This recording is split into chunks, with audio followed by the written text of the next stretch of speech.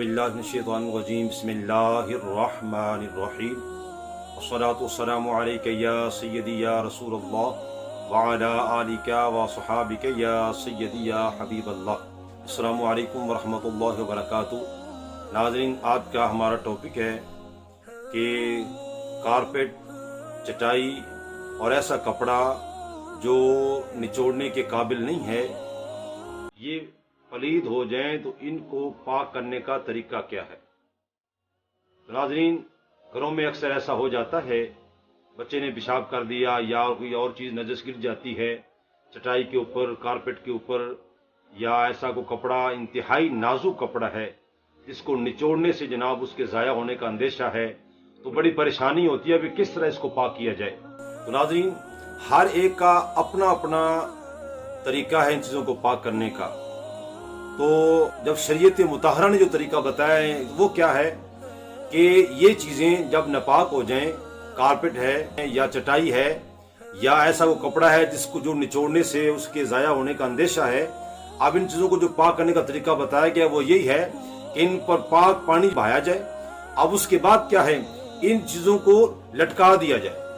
जब पानी के कतरे टपकना बंद हो जाएंगे उसके बाद दूसरी बार फिर जो है इस तरह पानी उसके ऊपर अच्छी तरह पाक पानी बहाया जाए। बहाने के बाद फिर उसको लटका दिया जाए। अब इसके बाद तीसरी बार फिर ऐसे करना है, इस तरह अच्छी तरह उसको मल के कि उसको फिर लटका दिया जाए। और पानी के कतरे जब टपकना बंद हो जाएंगे, जब 3 दफा ऐसा कर लेंगे तो फिर ये चीजें जो है वो पाक हो जाएंगी। अब इसके अंदर ऐसा भी होता है कि घरों के अंदर ये मसला भी बड़ा मशहूर है। अब बच्चे का पेशाब पाक है, ये दूध पीने वाला बच्चा ये कौन सा खाना खाता है। तो नाज़रीन, ये बात हमेशा ज़हन में रखें, चाहे वो पेशाब दूध पीने वाले बच्चे का हो या बड़े का हो, पेशाब पेशाब ही है। दोनों का हुक्म एक ही है कि वो नजस और पलीद है। जब भी किसी जगह पर किसी चीज पे लगेगा तो वो चीज को नजस कर देता है। और कई दफा ये देखा जाता है कि जब ये चीजें पलीद होती हैं जनाब पानी के छींटे मार दिए जाते हैं, चाहे कपड़ा हो या कारपेट हो या चटाई वगैरह, तो पानी के छींटे मार दिए, कहा जनाब ये पाक हो गया, बल्कि वो पाक होने की बजाय मजीद नजासत फैल जाती है। लिहाजा नाज़रीन, ये जो मैंने तरीका आपके सामने अर्ज कर दिया है, इस तरीके के साथ अगर हम इन चीजों को हम पाक करेंगे तो ये चीजें पाक हो जाएंगी।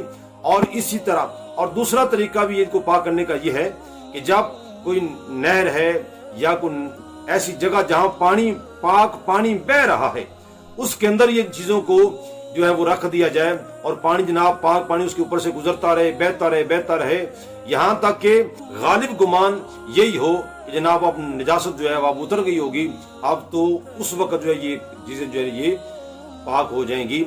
दूसरा तरीका ये भी है पाक करने का। तो नाज़रीन, चूंकि इस्लाम, सिर्फ इस्लाम जो है पूरी दुनिया के अंदर ये एक ऐसा मजहब है, ऐसा इंतहाई खूबसूरत मजहब है कि जिसने सबसे ज्यादा तहारत और पाकीज़गी पर जोर दिया है।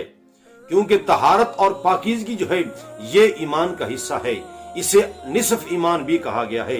इसलिए बिलखुसूस अहले ईमान जो हैं, हमें गौर फिक्र करना चाहिए अपना, चाहे वो जिस्म हो, चाहे वो अपने कपड़े हो, चाहे वो घर की जरूरियात की जितनी भी अशिया हैं, उनको हमेशा जो है वो पाक और साफ सुथरा रखना चाहिए। और जहां भी पाकीज़गी और तहारत होती है वहां अल्लाह की रहमत के फरिश्ते, वहीं उनकी जलवागरी होती है।